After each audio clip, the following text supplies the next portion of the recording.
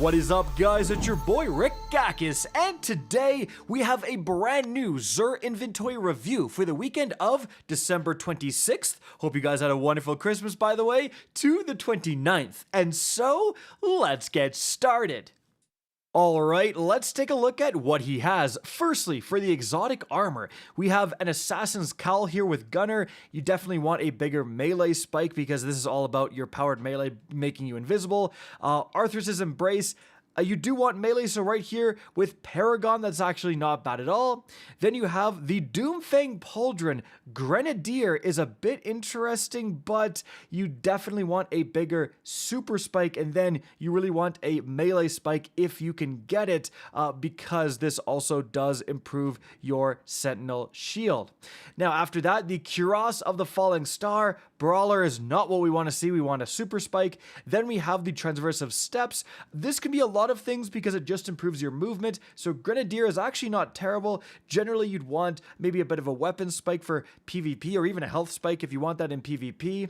After that, the Briar Bands here with Bulwark is not what we want to see, unfortunately. I mean, a bit of a grenade spike is actually not terrible because that does improve your Void Soul in terms of the damage it does. And then finally, we have the exotic class item. Now remember, guys, we have a gunner here, and then we have Paragon here. Well, if I change the Ghost Armor mod from Grenadier, let's change it to Specialist, and let's see what happens.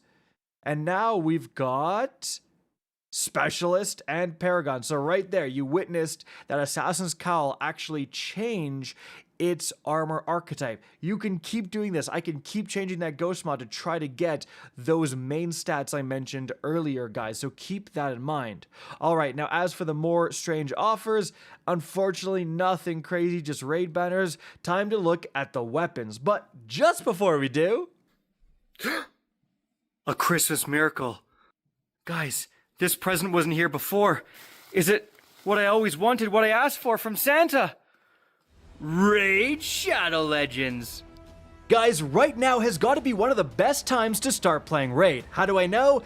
Because I play Raid every single day. No, I'm not joking. This is my personal account. As you can see, I started back in 2022, and these are some of my incredible champions. Raid is all about collecting champions, building teams, and trying to overcome the massive amount of content in the game. They actually just added this awesome new Grim Forest area where you uncover secret pathways and so much more. One champion that I absolutely need to shout out is this one here, Ultimate Death Knight. This was account changing, guys, mainly because of his incredible passive. Well, he will take the damage meant for your other champion, so they try to kill your reviver, he takes the damage instead. You make him super tanky, you can clutch. Incredible champion, and guess what? You can get him too. That's right, new players, if you use the promo code UDKING, you get an Ultimate Death Knight. But that's actually not all.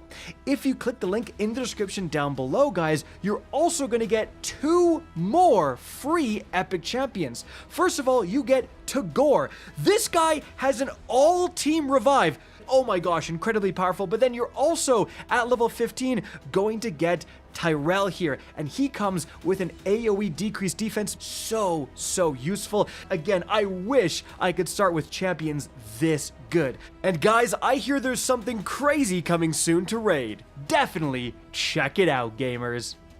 Alright, as for the weapons, so we do have the Huckleberry Catalyst, actually a pretty decent catalyst, adding kinetic tremors, and the Huckleberry was low-key buffed when Rampage was just buffed, so if you don't have this catalyst for the Huckleberry, it just keeps getting buffed, guys. It's kind of crazy. Then we have the Cold Heart Catalyst, definitely not that insane.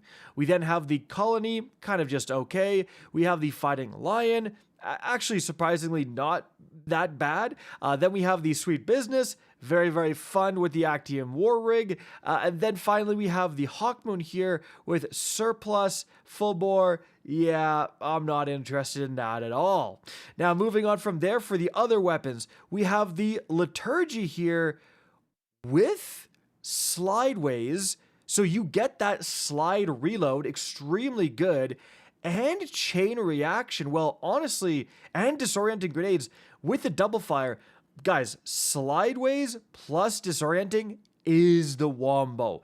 With a double fire, each projectile will actually be a blinding projectile. So like, even though they're close together, if one hits a target, the other keeps going, you can blind like 2 different groups of enemies.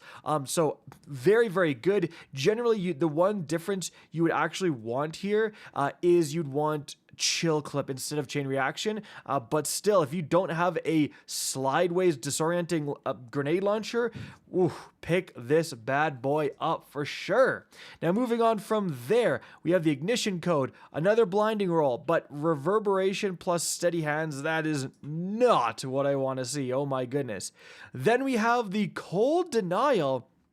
Wow, we do have Headseeker, which is kind of what you want for it.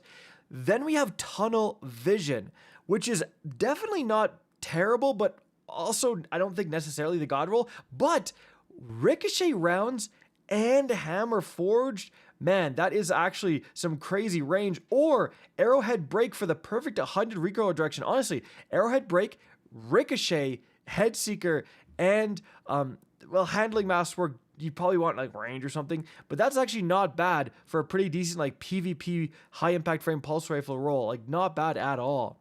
Then we've got the brass attacks, sympathetic arsenal plus feeding frenzy. That is terrible. Moving on from there, the annual skate. Well, timed payload is very good with this. Surplus, however, is not. So kind of just okay.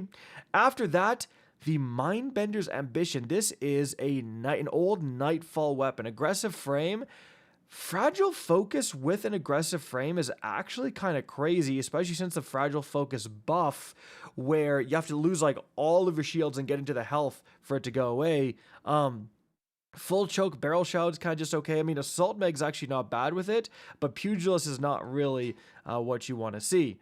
Then we've got the 7th Seraph Saw, Mulligan, and Zen Moment. Absolutely not, guys. Then we've got the Watchful Eye here with Rolling Storm. That can be pretty decent, but Eddy Current, not really that good. No, thank you. And then finally, we have the Temptations Hook with Assassin's Blade, Paracausal Fluid, Tireless Blade. Guys, oh my goodness. That is overall some absolute trash. The Grinch was at Bungie Studios this weekend. Nothing that crazy from Xur other than this liturgy. I would say, again, if you don't have a slideways liturgy, double fire is extremely uncommon in grenade launchers, right? And I think this is the only double fire that can get the slideways disoriented combo. It's either slideways or slide shot going to reload that magazine and just be able to slide shoot, slide shoot, slide shoot. So definitely this is worth the pickup if you don't have this combo, because it's just so crazy being able to throw out grenades that fast, and all of them are blinding grenades. Like the level of crowd control is crazy. Not necessarily the god roll, but kind of pretty close to it.